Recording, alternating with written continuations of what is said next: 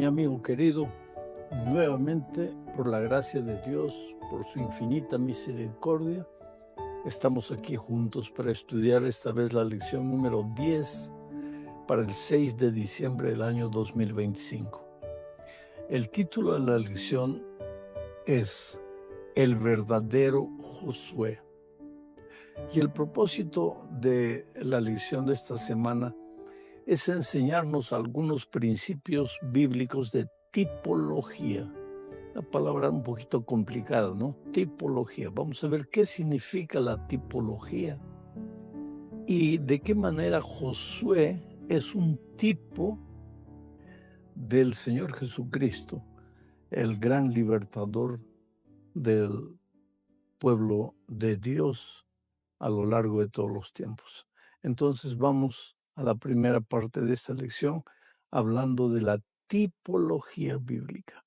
¿Qué es la tipología bíblica? Es un método de enseñanza bíblico. En la Biblia encontramos mucho esto. A través de este método, Dios usa personas, acontecimientos, lugares del pasado para enseñar algunas lecciones con relación al futuro. Por ejemplo, el Éxodo es un acontecimiento que sucedió hace siglos atrás. ¿Qué fue el Éxodo? La libertación del pueblo de Israel comandado por Moisés.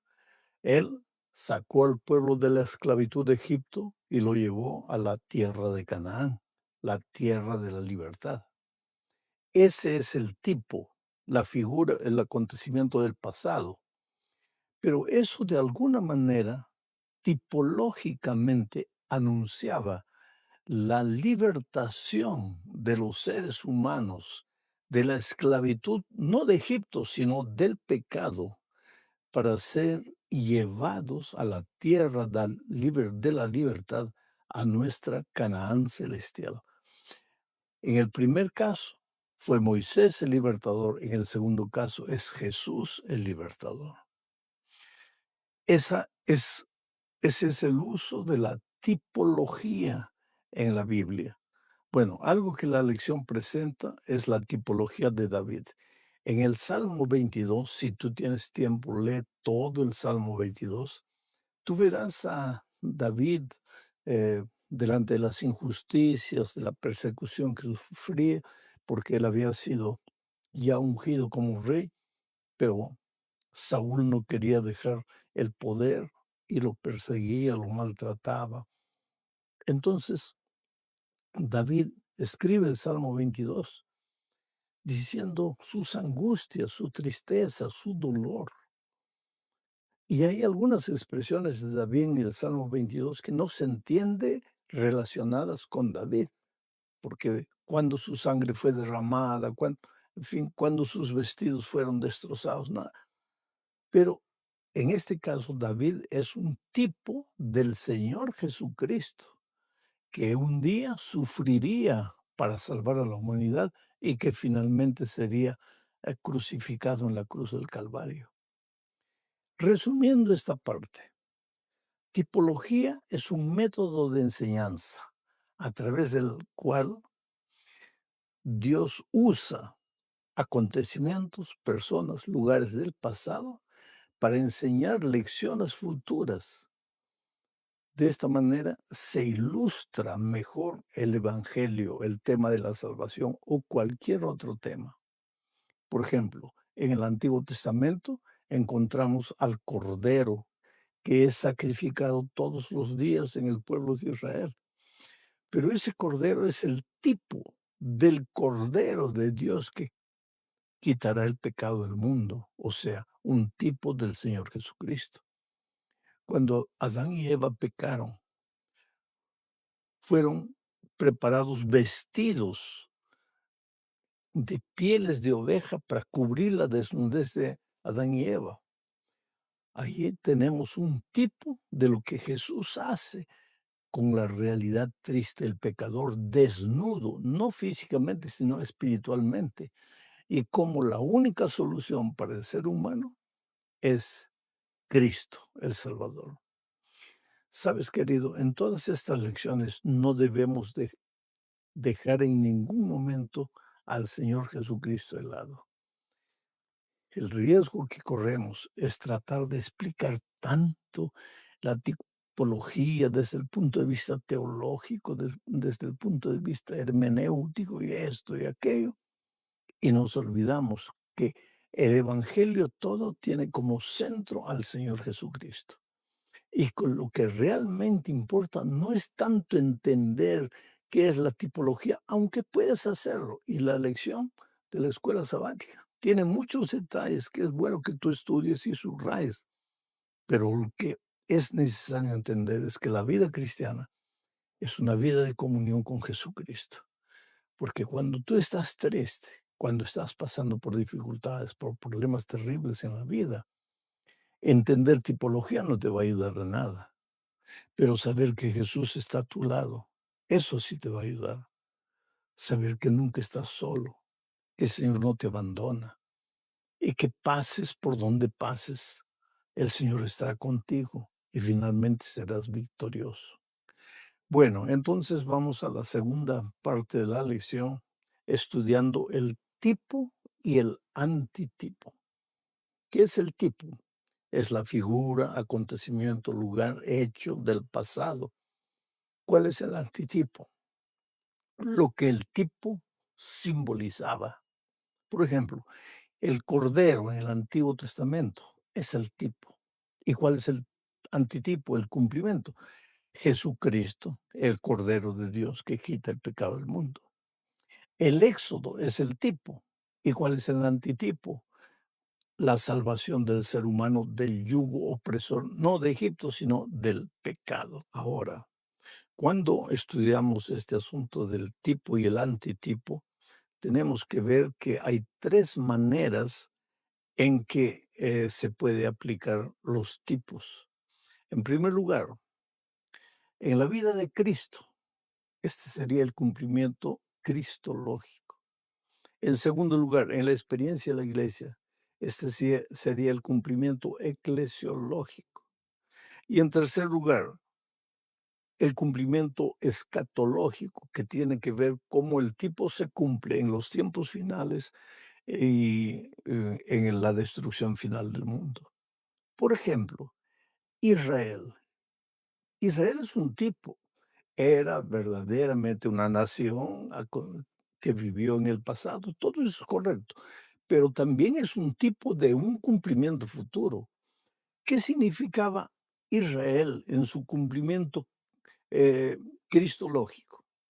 Si tú lees Mateo capítulo 2, versículo 15, te vas a dar cuenta que Israel ¿ah? simboliza el lugar de donde el Mesías tendría que huir para escapar de la ira de Herodes. ¿Y cuál sería el cumplimiento eclesiológico? Segundo Gálatas capítulo 6, versículo 16, tú verás que Israel en el Nuevo Testamento es el cumplimiento de la realidad en la vida de la iglesia. Israel simbolizaba también a la iglesia espiritual de Dios.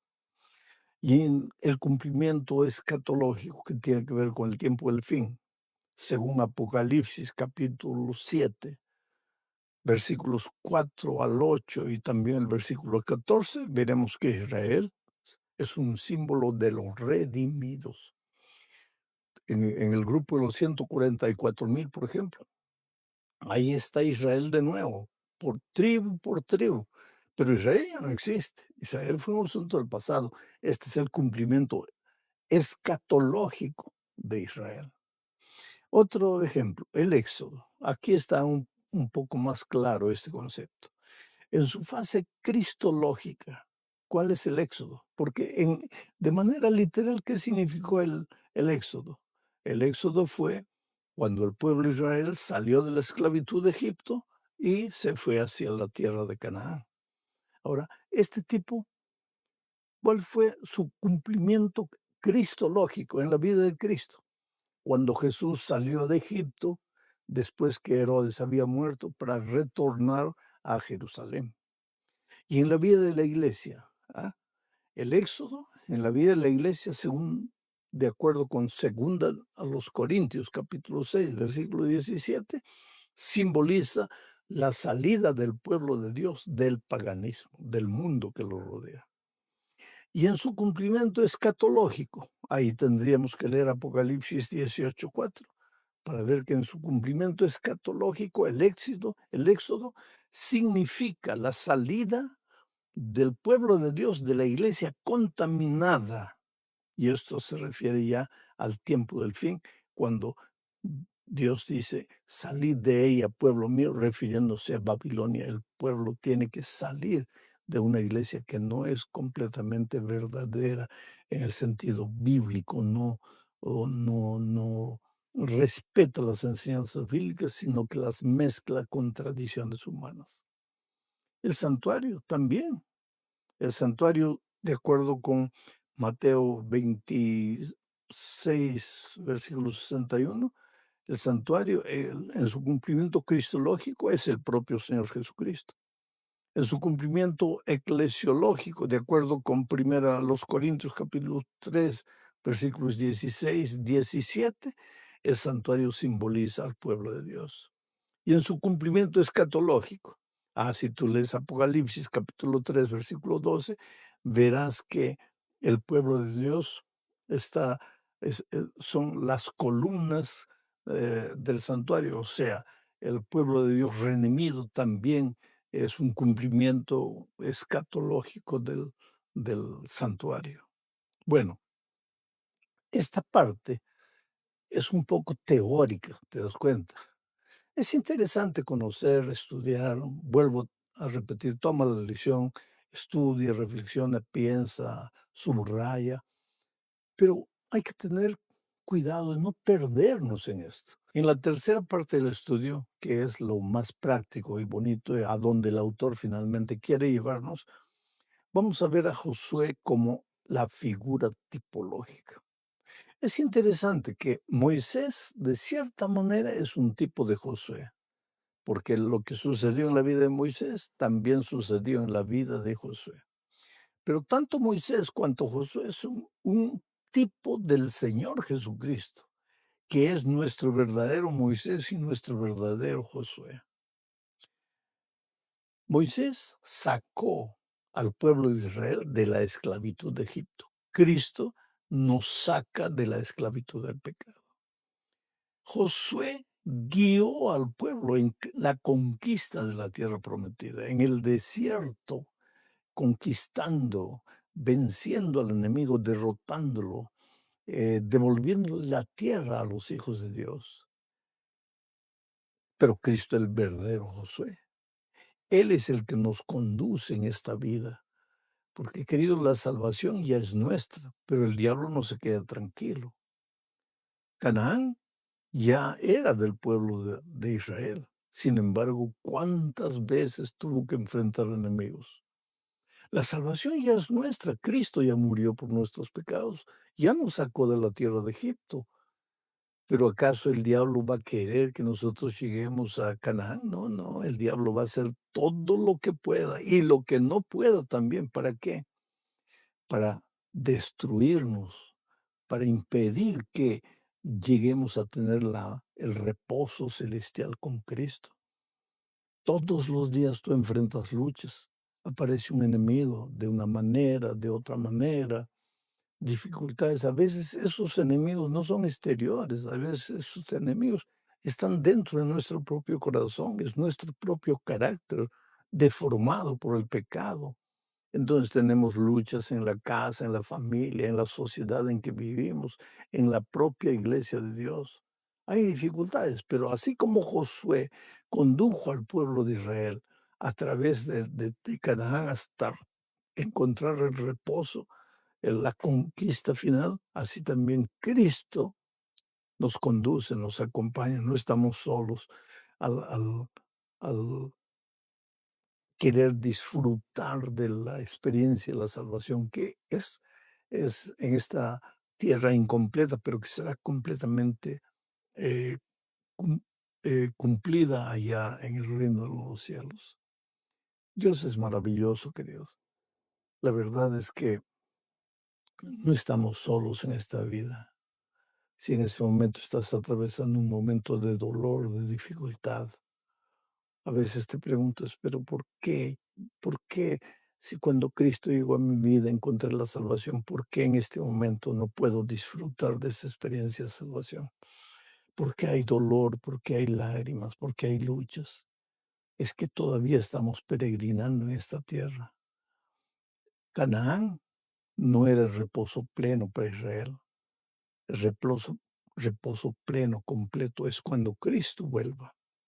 Nosotros también estamos en esta tierra. ¿Podemos estar seguros de nuestra salvación en Cristo? Claro que podemos. Cristo nos garantiza la salvación, pero todavía estamos luchando, enfrentando dificultades. Vamos a la cuarta parte de este estudio bajo el subtítulo de El verdadero Josué como antitipo. Josué es el tipo del Señor Jesucristo, ya vimos eso. Jesucristo es el cumplimiento de Josué. Josué fue real, pero era apenas una figura en realidad en su vida, en su ministerio, en su trabajo de conquista, era una figura de lo que Jesús haría por su pueblo de todos los tiempos. Es interesante que el nombre de Josué y de Jesús tienen la misma raíz, Joshua. Ya por el nombre, Jesús era el cumplimiento pleno del Josué que la Biblia relata dirigiendo al pueblo de Israel. Pero además de eso, hay muchos incidentes en la vida de Josué que pueden ser aplicados hoy a la relación Cristo-Iglesia. Por ejemplo, el paso del Jordán.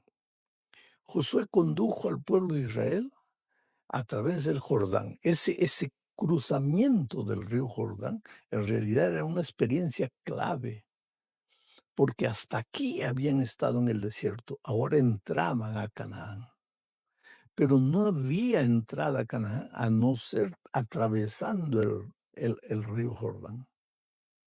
Nosotros también vivimos esclavizados en Egipto, pero en algún momento encontramos al Señor Jesucristo, nuestro Josué, que nos ayuda a entrar al río Jordán para salir al otro lado y poseer la tierra. Ese entrar al río Jordán, yo me atrevería a decir que es un tipo del bautismo.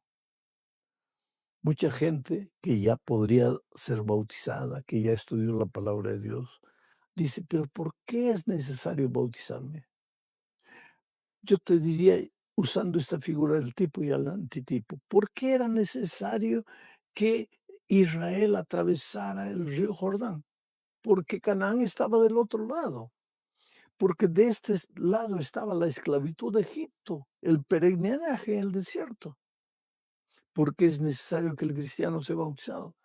Porque del otro lado del bautismo está la nueva vida en Cristo, el nuevo nacimiento. Esa es una figura muy interesante, pero hay otra. Por ejemplo, Josué ayudó al pueblo de Israel a conquistar la tierra. Cristo es nuestro gran comandante que nos ayuda a conquistar, ¿ah? Finalmente las dificultades, a los enemigos de esta vida.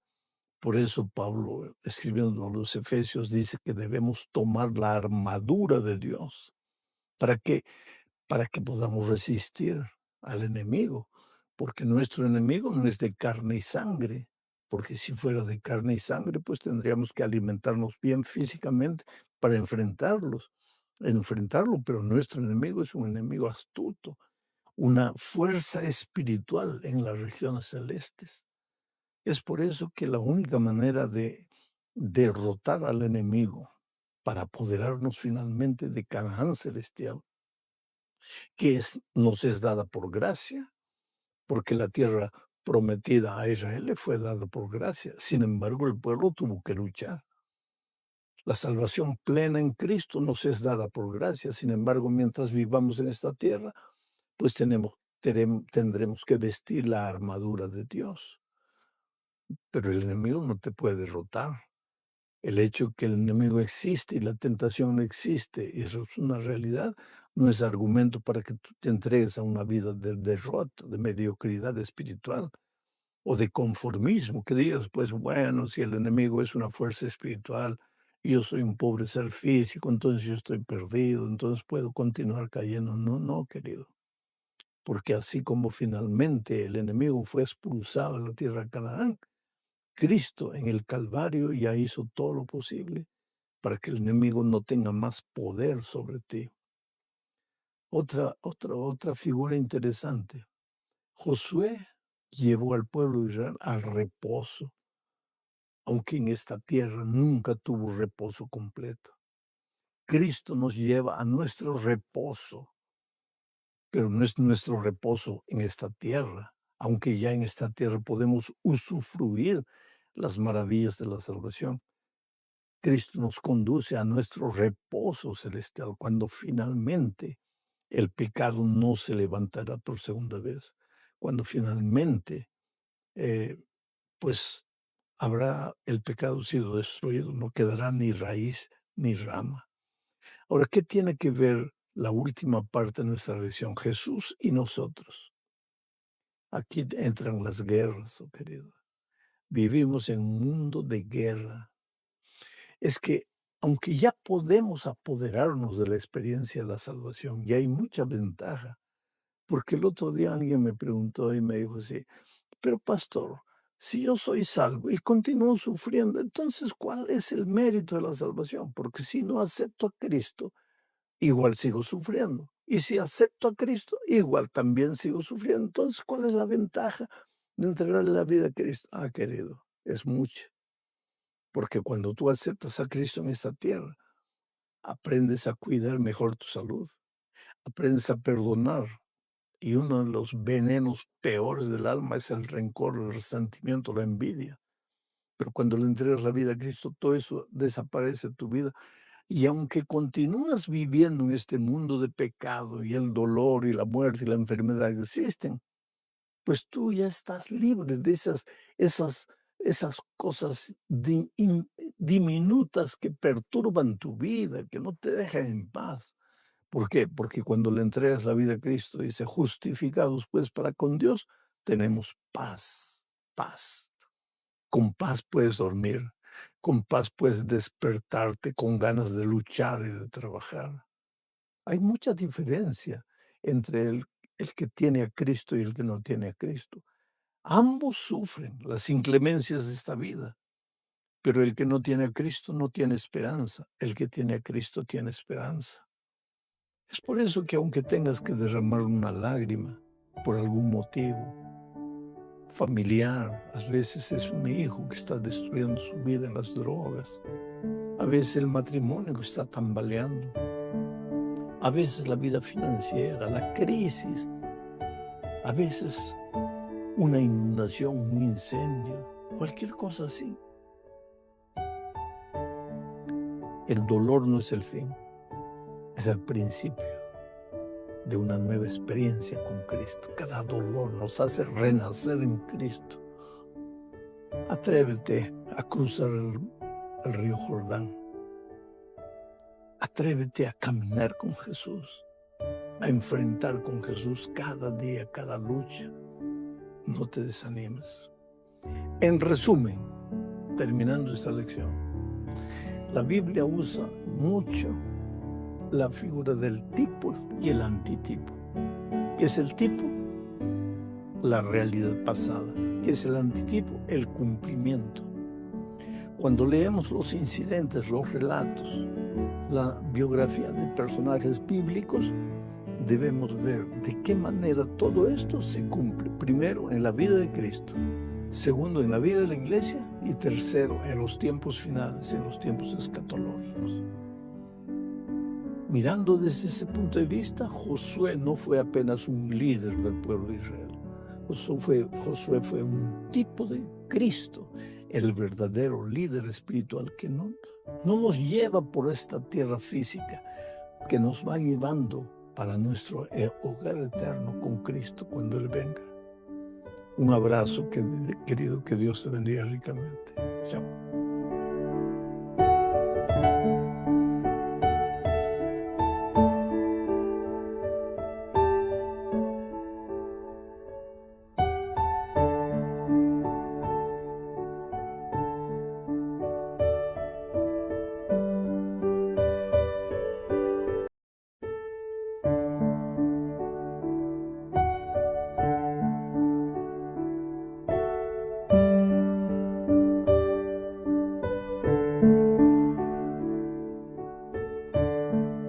Hola, querido, qué alegría.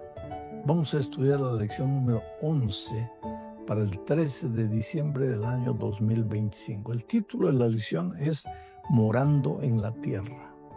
Y el propósito de la lección de esta semana es revisar un incidente que ocurrió en la vida del pueblo de Israel ya cuando estaban en Canaán, dirigidos por Josué, lógicamente. Y este incidente nos enseña lecciones valiosas porque nos abre los ojos para el hecho de los conflictos. ¿Por qué hay tanto conflicto a veces en la familia, en la sociedad, en la iglesia? ¿Y cómo resolver esos conflictos? El pueblo de Israel no era diferente de nosotros. Las mismas luchas que tenemos hoy las tuvo Israel en aquellos tiempos. Los mismos conflictos que hoy tenemos los tuvo también Israel. Ahora, podemos aprender muchas lecciones de la vida de Israel, de los errores que ellos cometieron. Nosotros, esos errores podemos evitarlos. Y de las cosas que les salieron bien, nosotros podemos sacar lecciones valiosas para repetirlas. Entonces, vamos al estudio de la lección. El primer subtítulo es el compromiso. ¿Por qué el compromiso? Voy a leer el texto para entender mejor este asunto. Josué capítulo 22, versículos 1 al 3, dice así. Entonces Josué llamó a los rubenitas, a los gaditas y a la media tribu de Manasés y les dijo, vosotros habéis guardado todo lo que Moisés, siervo de Jehová, os mandó, y habéis obedecido a mi voz en todo lo que os he mandado. No habéis dejado a vuestros hermanos en este largo tiempo hasta el día de hoy, sino que os habéis cuidado de guardar los mandamientos de Jehová, vuestro Dios. Explico un poco lo que sucedió aquí y por qué esta parte de la lección se titula compromiso.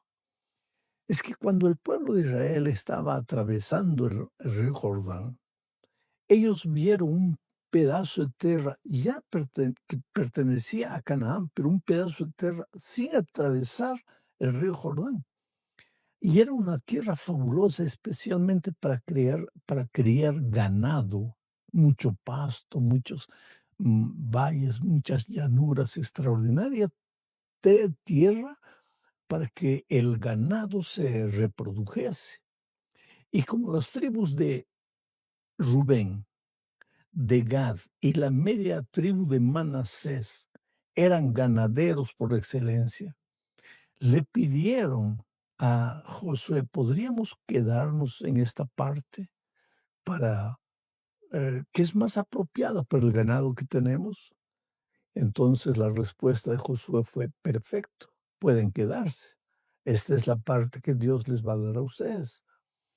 Pero ustedes tienen que acompañar al resto de las tribus. ¿Por qué? Porque esta tierra ya está conquistada, ya es de ustedes. Pero y Canaán, y los enemigos en Canaán, la gente que no va a querer salir de Canaán, ¿van a dejar a las otras tribus a luchar solas? No. Ustedes son parte del cuerpo, entonces tienen que ir con nosotros y luchar con nosotros. ¿Y sabes cuánto tiempo duró más o menos ese periodo de conquista? 7 años aproximadamente. Esta tribu de Rubén, de Gad y la media tribu de Manasés dejaron a sus mujeres, a sus niños aquí cuidando el ganado, y los hombres fueron a la guerra con el pueblo, con el resto del pueblo de Israel. 7 años conquistaron todo. Al final del tiempo, pues Josué les dijo, bueno, ahora sí ya ustedes ayudaron, ustedes han cumplido con su compromiso y por eso el texto que acabo de leer, Josué les dice, ustedes han cumplido con todo, han seguido las órdenes mías de Moisés, ahora pueden regresar para casa. Y ahora entramos a la segunda parte de la lección bajo el título de acusaciones. ¿A qué acusaciones se refiere? Como dije, terminando esos 7 años, ya instaladas las otras tribus en la tierra de Canaán, pues las 2 tribus y media que se habían quedado del otro lado del Jordán, regresaron. Y regresaron para ver a sus esposas o sus hijos, en fin, para disfrutar de la tierra. Sin embargo, cuando llegaron al río Jordán, ellos levantaron un altar gigantesco, un altar extraordinario, bonito. Y cuando las otras tribus que se quedaron en Canaán se enteraron que estas 2 tribus y media habían levantado ese altar, ¿sabes lo que hicieron? Se pusieron bravos y pensaron, esas 2 tribus y media se están queriendo separar del pueblo de Israel, se están queriendo entregar al fanatismo, perdón, al paganismo, a adoración de dioses extraños. Por eso están edificando ese altar. Y entonces se armaron y dijeron, vamos a combatirlos, vamos a destruirlos. Leo el texto para entender mejor el asunto. Josué capítulo 22, versículos 10 y 12. Dice así.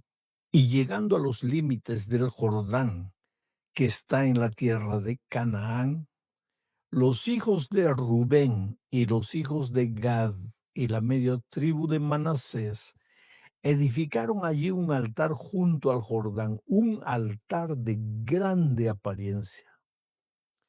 Cuando oyeron esto los hijos de Israel, o sea, el resto de las tribus, se juntó toda la congregación de los hijos de Israel en Silo para subir y pelear contra ellos. ¿Contra quiénes? Contra las 2 tribus y media que habían levantado ese altar. Ahora, aquí viene la reflexión. Vamos a pensar seriamente en este hecho y vamos a sacar lecciones que nos van a ayudar hoy para resolver conflictos, como dije, en la familia muchas veces, en la sociedad en la que vivimos, en la iglesia a donde asistimos.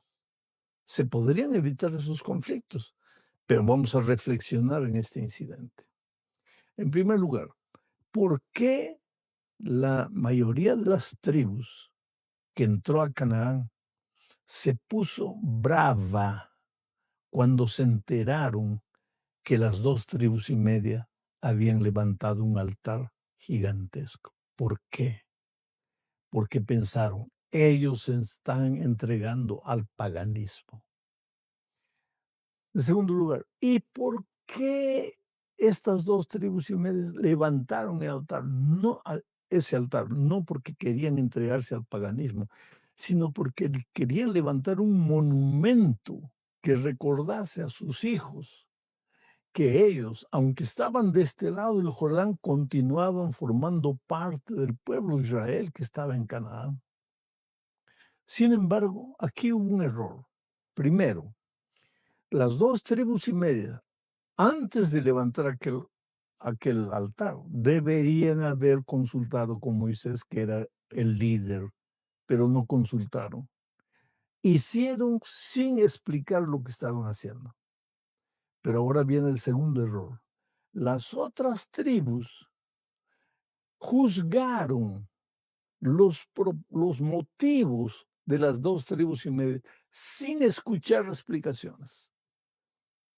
¿Cuáles son las lecciones que aprendemos? Querido, comunicación.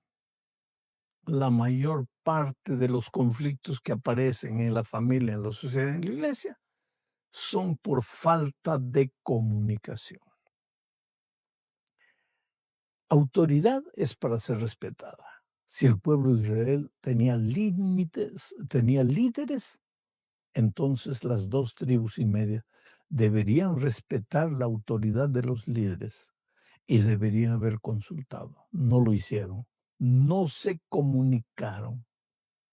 Lo que tú puedes hacer puede ser maravilloso desde tu punto de vista, pero si los otros no saben por qué estás haciendo lo que estás haciendo, esa actitud tuya va a generar conflictos. Por otro lado, si tú ves lo que alguien está haciendo y ya vas pensando mal y ya vas acusando, sin preguntar antes qué es lo que estás haciendo, falta de comunicación. Y esa falta de comunicación te puede llevar a conclusiones completamente equivocadas y ambos están mal. Aquel que hace sin comunicar y aquel que juzga sin comunicar. Ahora lleva esto a tu familia o lleva esto a tu iglesia. ¿Ah? ¿Por qué movieron el piano de ese lugar para el otro lugar? Comienzan los conflictos por causa de la posición del piano. ¿Y por qué? Porque los que movieron el piano, movieron porque creyeron que era lo mejor, pero no consultaron. Y el otro lado juzgó sin escuchar explicaciones. ¿Cómo resolvió el pueblo de Israel este problema? Esto es interesante y nos lleva a la tercera parte de la lección. Pero antes, en esta tercera parte, vamos a ver lo que sucedió. El pueblo de Israel, las 9,5 tribus, antes de ir a la guerra, partir a la guerra armada contra las 2,5 tribus, ¿qué hicieron? Enviaron una representación para investigar, para averiguar. Ya después de haber llegado a su propia conclusión sin consultar, sin preguntar, ahora enviaron representantes. Y el líder de esos representantes era un hombre llamado Fineas. Este Fineas es interesante porque no sé si te acuerdas del pecado de Baal Peor, cuando el pueblo de Israel se juntó con mujeres moabitas y no solo hubo un problema de licenciosidad, de pecado sexual, sino que hubo un problema de contaminación espiritual y vino una plaga y estaba consumiendo al pueblo de Israel.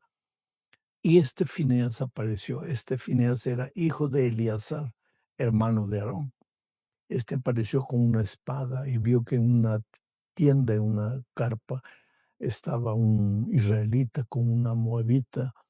Y entonces entró y mató a los dos, llevado por ese celo, por ese deseo ferviente, que el pecado está entrando al pueblo y no voy a permitir que este pecado traiga tanto dolor, tanta plaga sobre el pueblo. Y fue allá y mató a los dos idólatras paganos y libertinos sexualmente.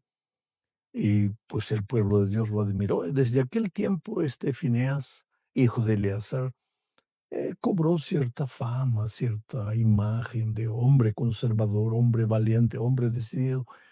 Pues él fue el que lideró esta comisión que vino a hablar con las 2,5 tribus que habían levantado el altar.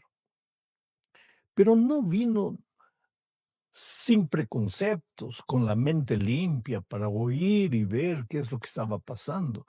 Él ya vino preconceptuado, él ya tenía sus propias conclusiones. ¿Y por qué tenía sus propias conclusiones?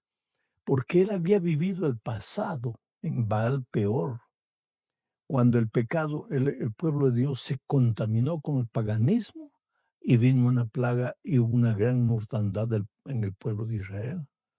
Entonces ahora él viene a juzgar este nuevo caso de por qué levantaron un altar.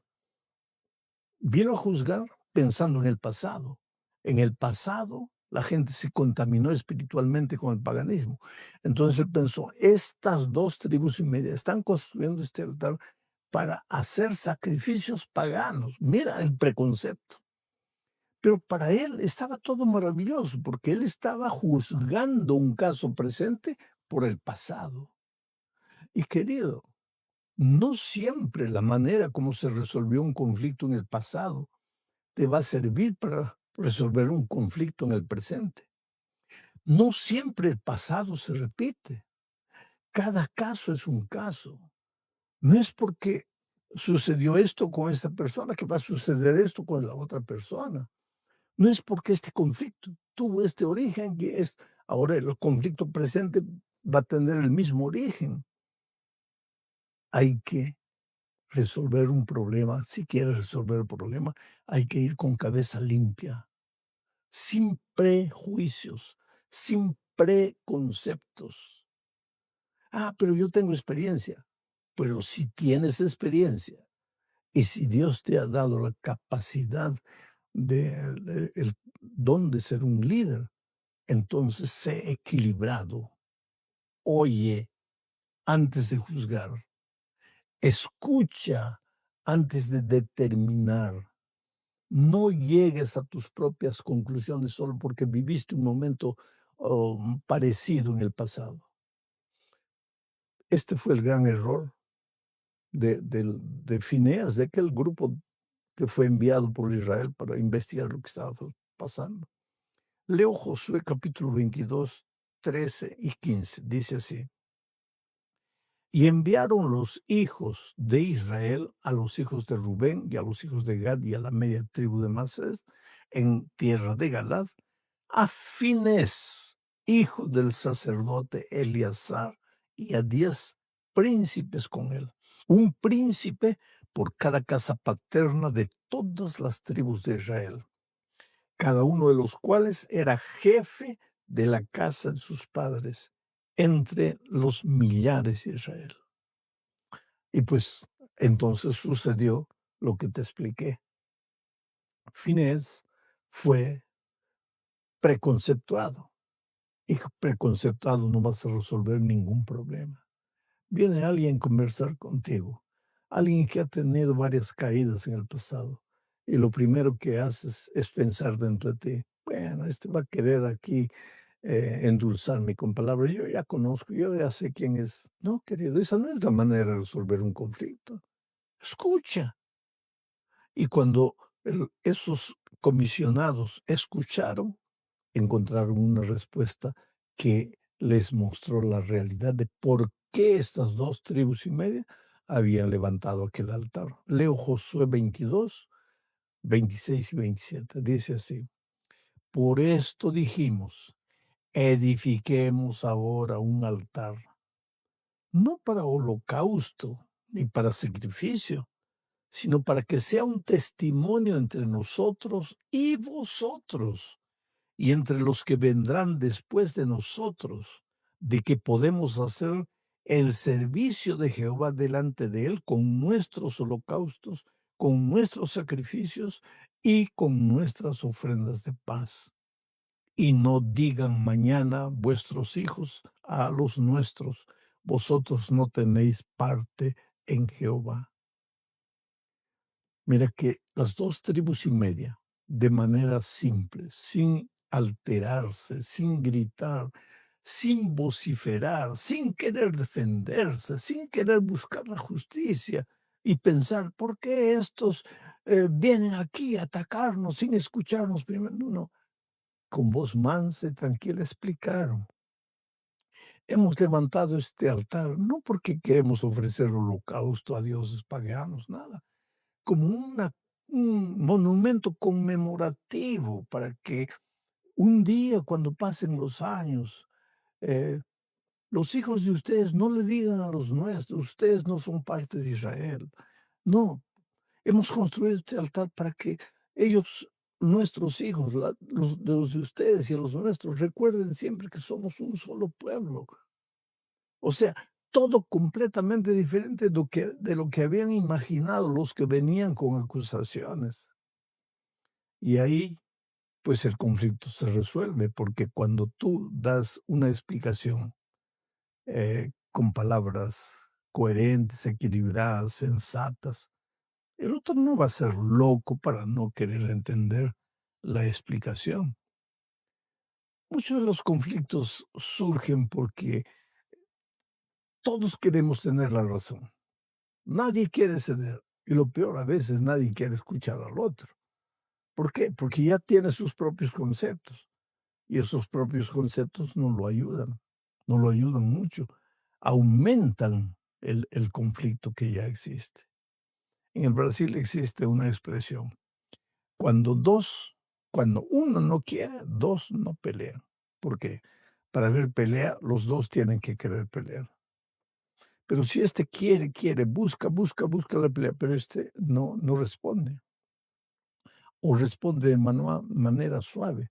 Este pobre se cansa de buscar la pelea. Y ahí viene la resolución de conflictos. Experimenta esto. En tu casa, en tu iglesia. Renuncia un poco a tus propios pensamientos. Trata de escuchar al otro para llegar a tus propias conclusiones. Ahora leo Josué 22, 30 y 31. Oyendo Finés, el sacerdote, y los príncipes de la congregación, y los jefes de los millares de Israel que con él estaban, las palabras que hablaron los hijos de Rubén y los hijos de Gad y los hijos de Manasés, les pareció bien todo ello. Y dijo Finés, hijo del sacerdote Eleazar, a los hijos de Rubén, a los hijos de Gad y a los hijos de Manasés: hoy hemos entendido que Jehová está entre nosotros, pues que no habéis intentado esta traición contra Jehová. Ahora habéis librado a los hijos de Israel de la mano de Jehová. Mi amigo querido, toda historia tiene dos lados. Si viene alguien trayéndote un conflicto, no pienses que él tenga razón. Puede tener razón, pero escucha a la otra parte, porque toda historia tiene dos lados. No te dejes llevar por tus sentimientos. Cuando tengas que resolver un conflicto, no te dejes llevar por simpatía, por quién te gusta más o por quién no te gusta. No te dejes llevar por preconceptos. Escucha con cabeza fría. Oye, y Dios te va a ayudar a solucionar ese conflicto. No está en la lección, pero yo te hago pensar. ¿Te acuerdas de Salomón? Un día vinieron dos mujeres disputando un niño. Una decía, este es mi hijo, por esto, este es mi hijo. Y esta ladrona quiere llevarse a mi hijo. La otra decía, no, rey, el hijo es mío. Esta otra es la ladrona. Y este hijo es mío por esto. ¿Qué hizo Salomón? Escuchó a una y después escuchó a la otra. Y después, en ese escuchar, él se dio cuenta de lo que pasaba. Cuando Finés escuchó la explicación de las dos tribus y media, entendió lo que estaba pasando. Y dijo, ustedes tienen razón. Y volvieron en paz, tranquilos, cuando estaban viniendo prevenidos para la guerra. ¿Qué hizo Salomón? Ahí viene la sabiduría divina. Salomón dijo, el hijo de ti, el hijo también es tuyo, entonces traigan al muchacho, traigan una espada. Voy a partir al niño por la mitad para cada uno, y se acabó. Pero entonces apareció la verdadera madre y dijo, no. Si van a matar a mi hijo, yo prefiero que se vaya con la otra, pero que esté vivo. Y ahí Salomón dijo, entregue la madre a esta, el hijo a esta madre, porque esta tiene la razón. Mira la sabiduría. Cuando tú tratas de resolver un conflicto con cabeza fría, suplicas la dirección de Dios, no te dejas llevar por el sentimiento, por simpatía, por preconceptos. Dios va a iluminar tu cabeza y los conflictos se van a resolver. Dios te bendiga ricamente. Un abrazo, querido. Hasta la próxima.